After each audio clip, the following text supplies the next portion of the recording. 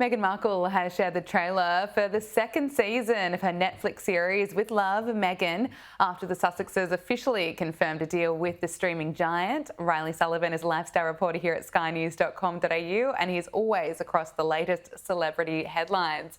Reilly, it is great to see you. Great to be back. Okay, so Meghan Markle has shared a bit of this trailer with Netflix for the second season of With Love, Meghan. Let's take a look. I love the idea of spending time together and finding new ways to show people you care. Look at that. Oh my gosh, I could do this every day. Let's get creative and learn something new. Nicely done. I don't know what's happening. Okay, so more cooking, a few more decorations. What's the reaction to this trailer been so far? Yeah, well, this is sort of the first look at the second run of episodes of With Love, Meghan. I think there's a really important distinction to make here, just off the bat. They're saying it's a second season, new look Meghan, new look show. But realistically, this was filmed when she filmed the other episodes. Netflix my understanding is they split, they did a batch of episodes, they split it into two.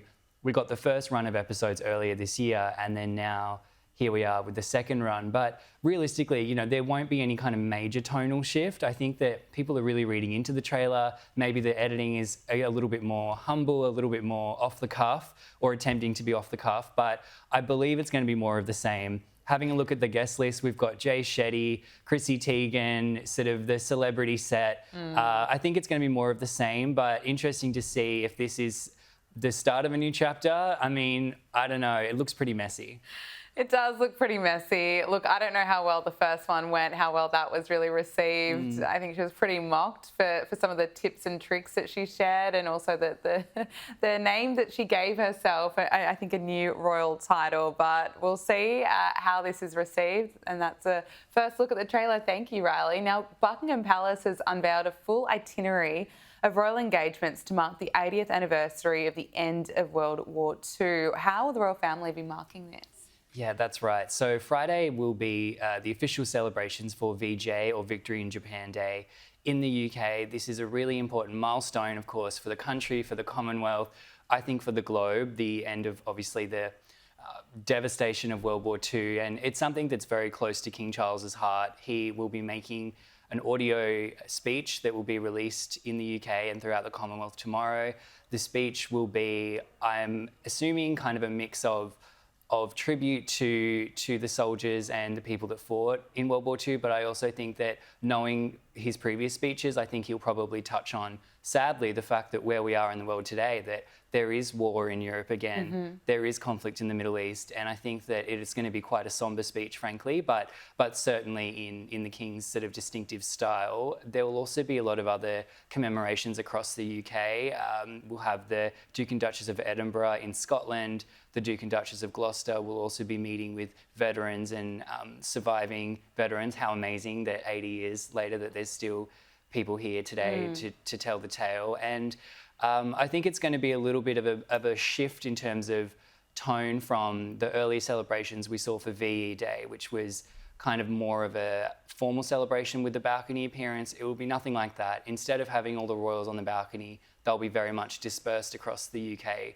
So yeah, very memorable and very kind of important moment, I think, for King Charles on Friday. Yeah, absolutely.